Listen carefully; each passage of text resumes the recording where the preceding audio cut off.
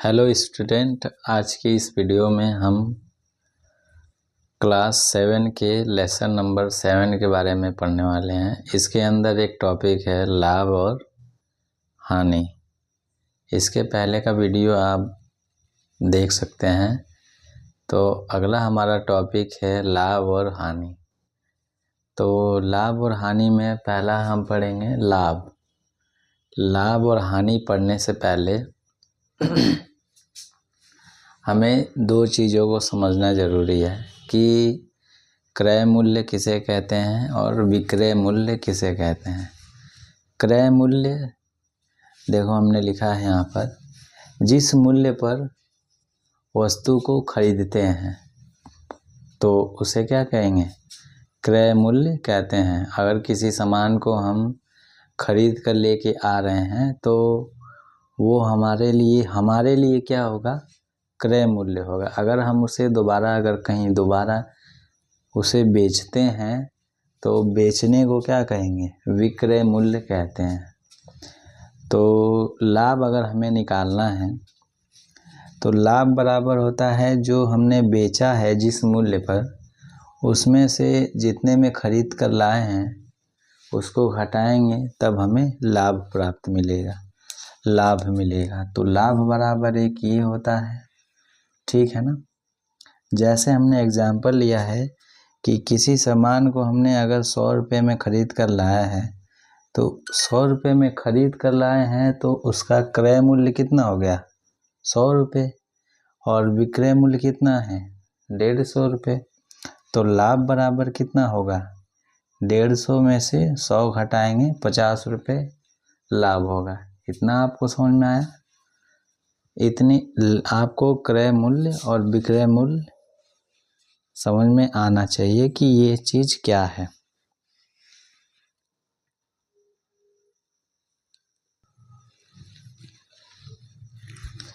तो लाभ और हानि में से हम पहले लाभ को पढ़ते हैं। अच्छा, आप ये बताइए कि लाभ कब होगा, लाभ कब किस कंडीशन में लाभ होगा। लाभ उसी कंडीशन में होगा जब हम किसी वस्तु को कम में ख़रीद के लेके आएँ और ज़्यादा में बेचें। बात आई समझ में। तो अगर हम 100 रुपये में ख़रीद कर ला रहे हैं और 150 रुपये में बेच रहे हैं तभी लाभ हो रहा है। तो इसका मतलब क्या है कि जो हमारा क्रय मूल्य है वो कम है किससे, विक्रय मूल्य से। तो इसीलिए तो हम बड़े में से छोटे को घटा रहे हैं तभी लाभ हो रहा है। तो इसका मतलब हम लाभ बराबर कह सकते हैं, लाभ बराबर हम लिख सकते हैं विक्रय मूल्य जिस मूल्य पर हम उसे बेच रहे हैं उसे में से घटा देंगे हम कितने में खरीद कर लाए हैं, क्रय मूल्य।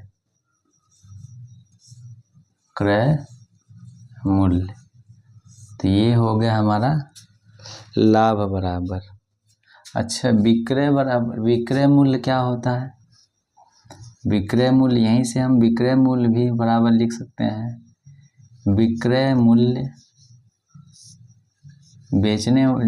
जिस मूल्य पर हम बेच रहे हैं उसमें क्या क्या रहेगा, उसमें हम जो खरीद कर ला रहे हैं क्रय मूल्य वो भी मूल्य रहेगा और प्लस इसमें अपना हम लाभ भी तो जोड़ेंगे। यही तो हम देखो, क्रय मूल्य क्या होता है, जिस मूल्य पर हम खरीद कर लेके आ रहे हैं। तो हम किसी वस्तु को जब बेचेंगे तो उसमें अपना लाभ जोड़ेंगे कि नहीं जोड़ेंगे। तो ये चीज़ आपको समझ में आ गई। इसके बाद आप क्रय मूल्य भी निकाल सकते हो यहाँ से पक्षांतर करके, इसको इधर, इस लाभ को इधर आएगा तो हम क्रय मूल्य बराबर भी निकाल सकते हैं। अगर हमें क्रय मूल्य निकालना है तो क्रय मूल्य बराबर हो जाएगा, इसको यहीं पर छोड़ देंगे, इसको इधर भेज देंगे। बराबर में हम लिख सकते हैं विक्रय मूल्य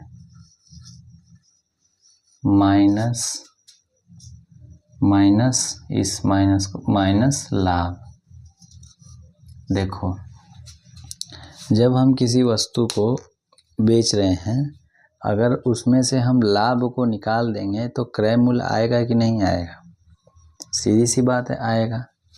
अब देखो, ये तीनों चीज़ आपको पता रहना चाहिए कि लाभ बराबर होता है विक्रय मूल्य माइनस क्रय मूल्य, और विक्रय मूल्य बराबर होता है, विक्रय मूल्य में दोनों जुड़ा रहता है, एक क्रय मूल्य जिस मूल्य पर खरीद कर लाए हैं और उसमें प्लस में लाभ है। ठीक है ना, ये समझ में आया।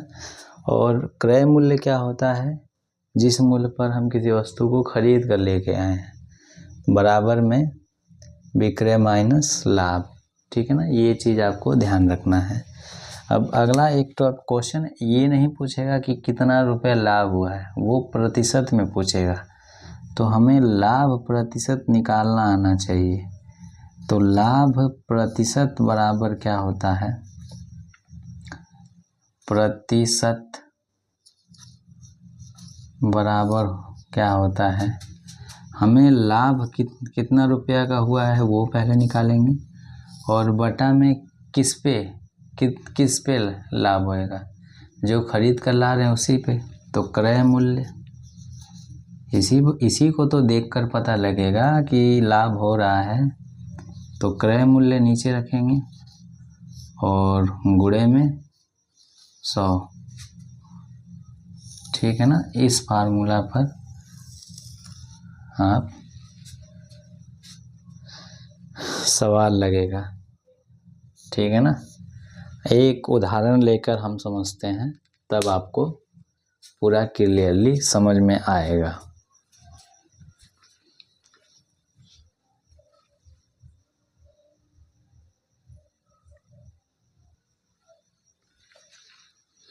तो एक उदाहरण हम लेते हैं लाभ के ऊपर। उदाहरण है ये हमारा, एक दुकानदार एक सिलाई मशीन 850 रुपये में खरीद कर 1020 रुपये में बेचता है, तो दुकानदार को कितने प्रतिशत लाभ हुआ है? ये लाभ नहीं पूछा है, मतलब ये नहीं पूछा है कि कितना रुपये लाभ हुआ है, ये कितना प्रतिशत लाभ पूछा है। तो सबसे पहले हम पहले ही बोले हैं, खरीदने वाले मूल्य को क्या बोलते हैं? क्रय मूल्य। तो बारी बारी से जो भी डाटा है उसको लिख लेंगे, जो भी दिया है उसको पहले लिख लेंगे। तो मशीन को खरीद कर लाया है 850 रुपये में, तो क्रय मूल्य कितना है? 850 रुपये। बेचा कितना में है? विक्रय मूल्य कितना है? विक्रय मूल्य कितना है? विक्रय मूल्य है 1020 रुपये। तो अच्छा ये बताओ, हम 850 रुपये में खरीद कर लेके आए हैं और 1020 रुपये में बेचे हैं, तो लाभ बराबर क्या होता है? लाभ बराबर होता है विक्रय मूल्य माइनस क्या होता है? क्रय मूल्य। जो खरीद कर लाए हैं उसको घटाएंगे ना, तो यहाँ पर लाभ बराबर आ गया है, कितना में बेचे हैं? 1020 रुपये में बेचे हैं और ख़रीदे कितने में थे? 850 रुपये में।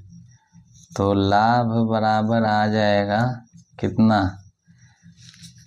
0 में से 0 गया 0, और 12 में से 5 गया, तो कितना आएगा?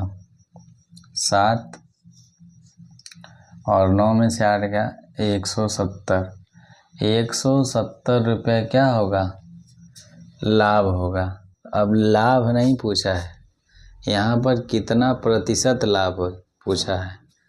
तो प्रतिशत लाभ का फार्मूला बताए थे, प्रतिशत लाभ बराबर होता है लाभ बटा में क्रय मूल्य कितने पर खरीद कर लाए उसी पे तो लाभ हो रहा है, और गुणे 100। ये फार्मूला होता है, ये आपको याद रखना है, तो इसी पर रख देंगे। लाभ प्रतिशत या प्रतिशत लाभ, प्रतिशत लाभ बराबर क्या हो जाएगा, लाभ कितना आया है 170, 170 बट्टा में कितने में खरीद कर लाया था 850, और गुणे कितना 100। एक जीरो से एक जीरो कट गया, ठीक है ना।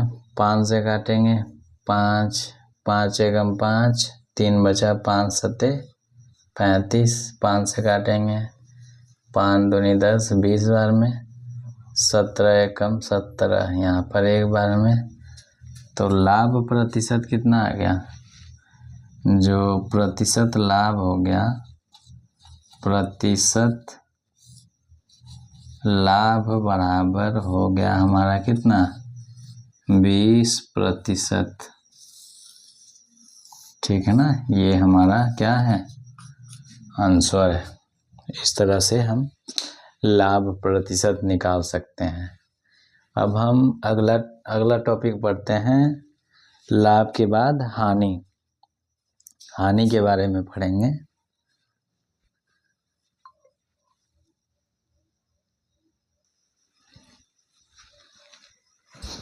आगे हम अब हानि के बारे में पढ़ने वाले हैं। हानि कब होगा, आप सोच के देखो, किसी सामान को खरीद कर लेके आए हो और उसको कम दाम पर बेचोगे तो सीधी सी बात है हानि होगा। तो कहने का मतलब ये है कि हम जो खरीदते हैं उसको क्रय मूल्य कहते हैं, तो जो खरीद कर ला रहे हैं वो ज़्यादा है और जो बेच रहे हैं वो क्या है, वो कम है।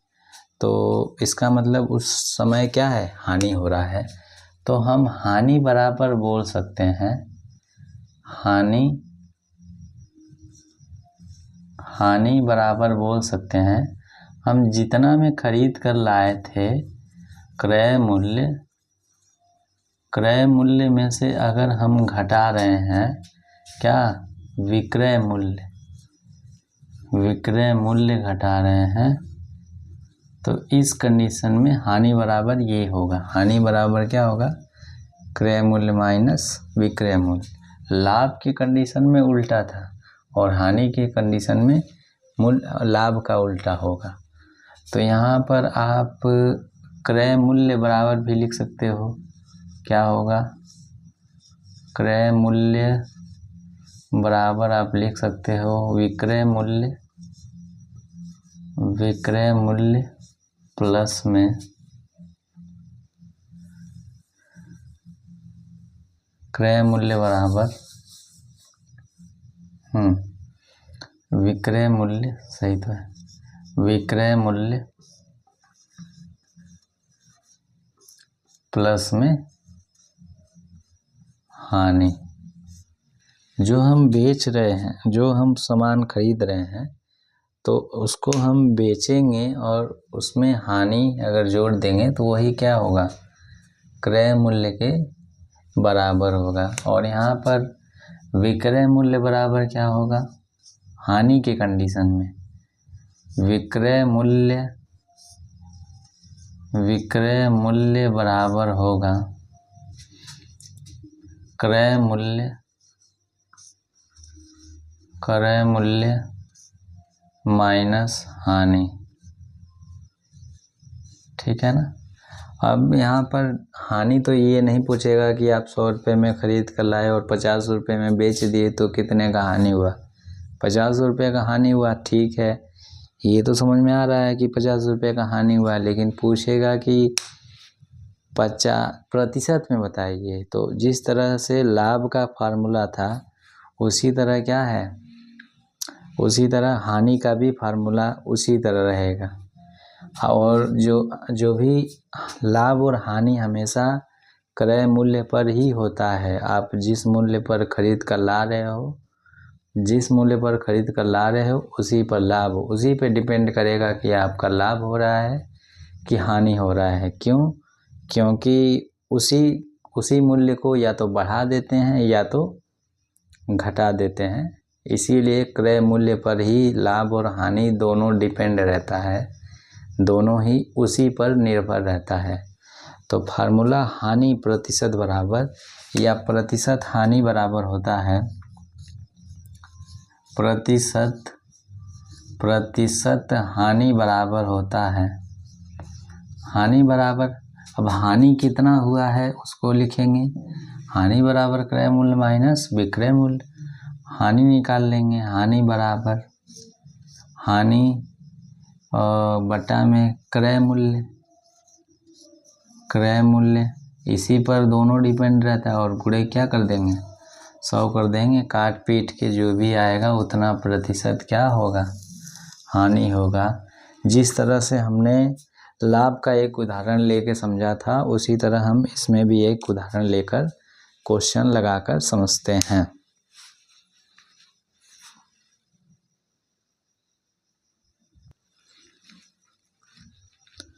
हानि का एक उदाहरण लिए हैं, तो हानि का भी टॉपिक जो होगा वो कंप्लीट हो जाएगा। उसके बाद हम एक्सरसाइज को करेंगे। तो हमारा एक क्वेश्चन है छोटा सा, एक किताब 80 रुपये में खरीदी गई किंतु 60 रुपये में बेची गई, तो कितने प्रतिशत लाभ या हानि हुई है। तो यहाँ पर सीधी सी बात दिखाई दे रही है कि किताब को हमने 80 रुपये में ख़रीदा है और 60 रुपये में बेचा है। तो क्या आपको यहाँ पर ये समझ में नहीं आ रहा है कि लाभ हुआ है कि हानि हुआ है। तो यहाँ पर हमें दिखाई दे रहा है कि 20 रुपये का हानि हुआ है, क्योंकि किताब था 80 रुपये का और बेच दी हमने 60 रुपये में, तो कम में बेचे हैं तो यहाँ पर हानि हुआ है।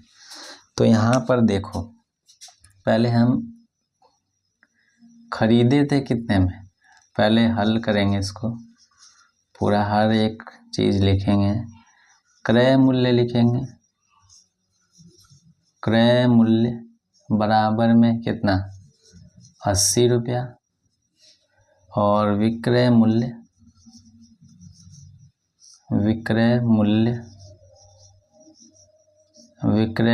60 रुपये। तो यहाँ पर देख रहे हो कि विक्रय मूल्य कम है, बेचने वाला दाम कम है, खरीदने वाला दाम ज़्यादा है, तो यहाँ पर हानि हो रहा है। तो यहाँ पर हानि बराबर निकाल सकते हो आप, हानि बराबर निकालोगे, हानि बराबर होता है क्रय मूल्य माइनस विक्रय मूल्य, ठीक है ना। तो हानि बराबर हो गया, हानि बराबर क्रय, खरीदे थे कितना में 80 में और बेचे कितना में 60 में, तो हानि कितने का हुआ, हानि हुआ है कितने रुपए का 20 रुपये का हानि हुआ है। अब प्रतिशत हानि निकालना है, तो प्रतिशत हानि का हम फार्मूला जानते हैं, हानि हमें मिल गया है, प्रतिशत हानि बराबर होता है हानि बट्टा में क्रय मूल्य, क्योंकि लाभ और हानि इन्हीं दोनों पर होता है, इसी पर होता है, और गुणे कितना 100, ये तो हमारा फार्मूला है। तो बराबर इस पे हम रख देंगे, हानि कितना है 20 रुपये का, क्रय मूल्य कितना है 80 रुपये में ख़रीद कर लाए थे, और गुणे कितने का 100 का। तो 20 एकम 20 चौक को 80 और 4 से काटेंगे ये 25 बार में। तो ये हानि बराबर कितना आ गया, हानि प्रतिशत कितना आ गया, प्रतिशत हानि आ गया हमारा कितना प्रतिशत, 25% क्या हो गया, हानि आ गया। ये हमारा आंसर है। लाभ हो रहा है कि हानि हो रहा है, ये आप क्रय मूल्य और विक्रय मूल्य को देखकर बता सकते हो। इसके बाद हम एक्सरसाइज पे चलते हैं।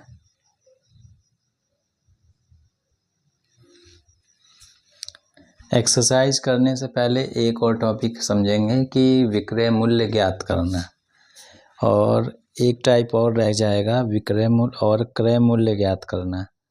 तो हमारा एक क्वेश्चन है, उस क्वेश्चन के आधार पर समझेंगे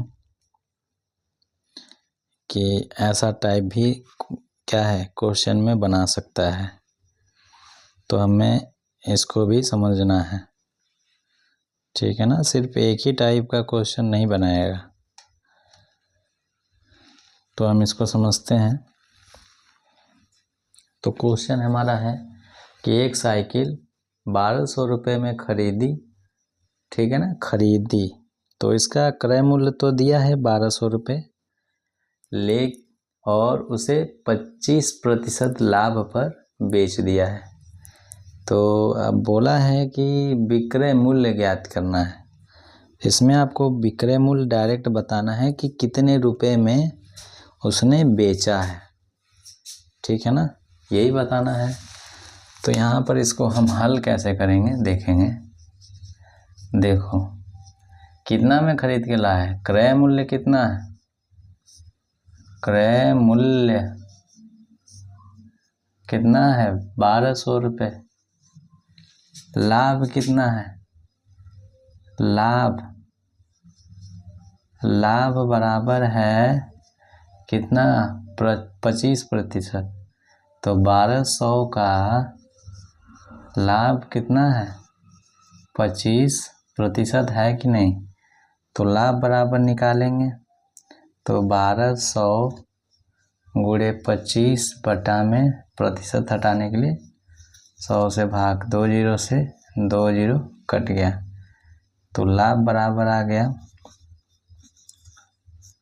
लाभ बराबर 25 दूनी 50 का जीरो हासिल 5, 25 एकम 25 और 25 5 30। तो लाभ कितना आ गया, लाभ आ गया 300 रुपये।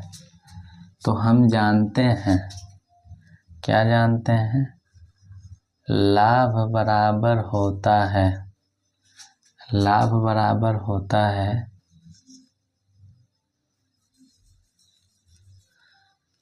लाभ बराबर होता है विक्रय मूल्य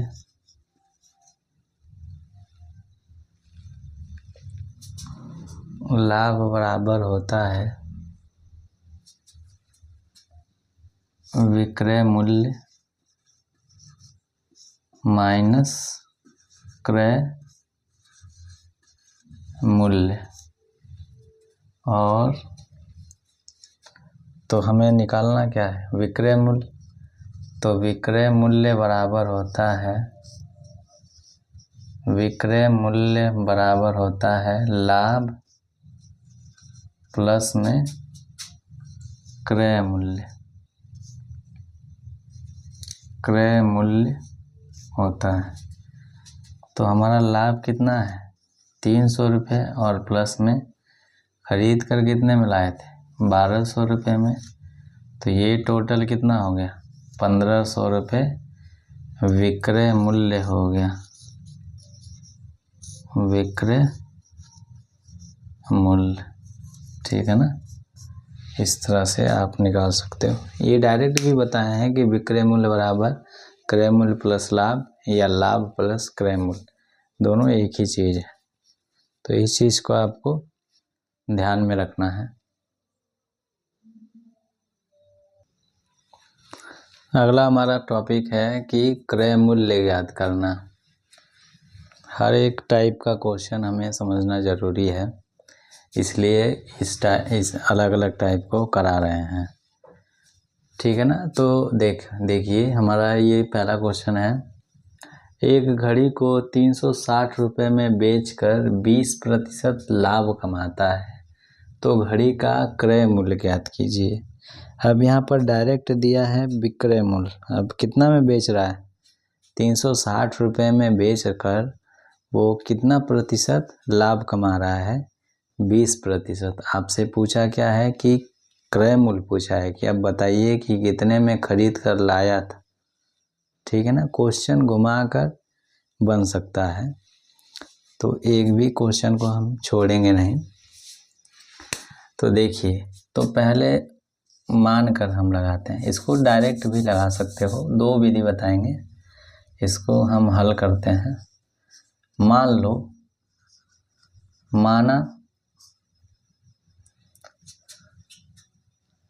माना घड़ी का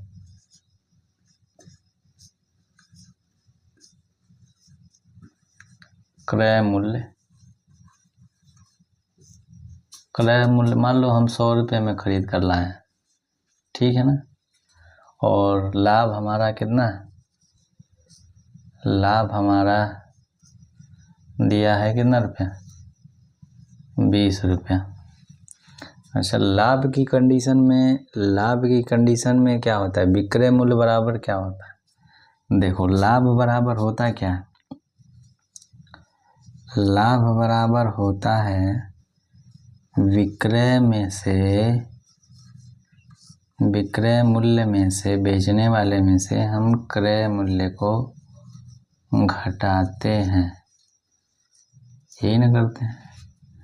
तो अब बताओ यहाँ पर विक्रय मूल्य बराबर कितना होगा? विक्रय मूल्य क्या निकालना है? क्रय मूल्य निकालना है ना। तो क्रय मूल्य बराबर क्या होगा? क्रय मूल्य बराबर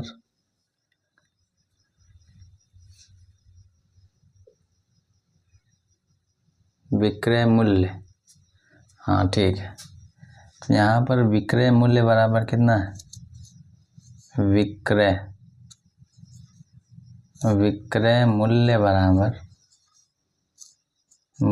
बराबर हो जाएगा लाभ प्लस में क्रय मूल्य। अब देखो, विक्रय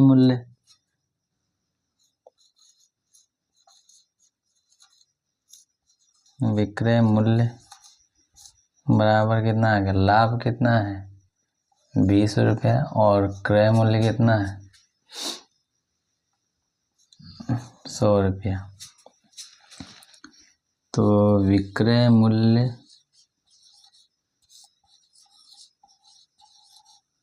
आ गया हमारा कितना? 120 रुपया। ठीक है, 120 रुपया।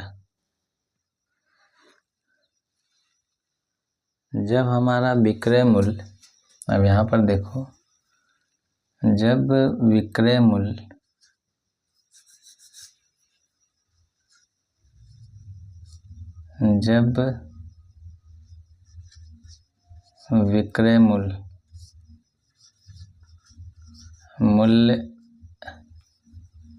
जब विक्रय मूल्य 120 रुपये में हम बेच रहे हैं, तो क्रय मूल्य कितना है?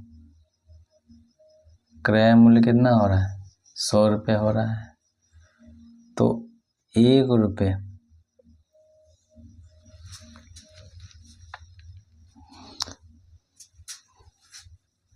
तो विक्रय मूल्य जब 1 रुपये रहेगा, विक्रय मूल्य जब 120 रुपया है, तो क्रय मूल्य कितना है? क्रय मूल्य 100 रुपया है। तो विक्रय मूल्य जब 1 रुपया होगा, तो बराबर में 100/120 नहीं होगा। और जब विक्रय मूल्य कितना, तो 1 रुपये जब इतना आ गया है 10/12, तो 360 रुपये जब विक्रय मूल्य होगा, तब क्रय मूल्य कितना होगा? तो 300 विक्रय मूल्य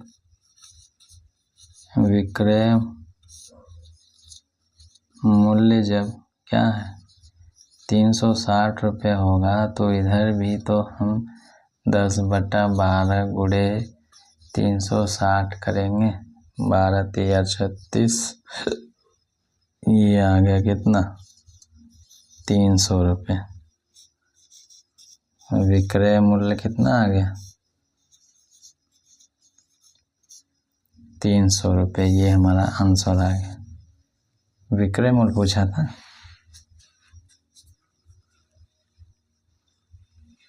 हाँ नहीं, 300 रुपये विक्रय मूल्य है, ये क्रय मूल्य आ गया, ये क्रय मूल्य है ना। जब विक्रय मूल्य कितना है 360 होगा तो क्रय मूल्य कितना आएगा 300 रुपये। तो क्रय मूल्य कितना हो गया 300 रुपये।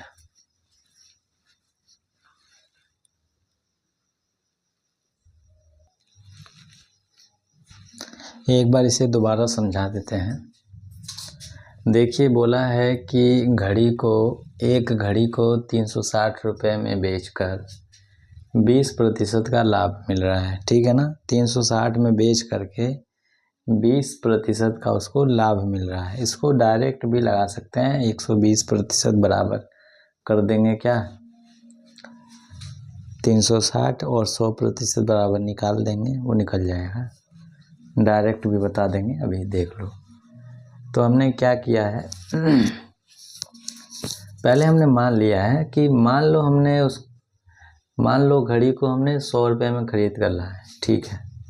तो 100 का 20% निकालना आसान है। 100 का 20%, 100% का यही मतलब होता है कि 100 में कितना है, तो ये 20% है, तो 100 में 20% इसका लाभ हुआ, ठीक है। अब लाभ बराबर होता है विक्रय मूल्य माइनस क्रय मूल्य, ठीक है ना।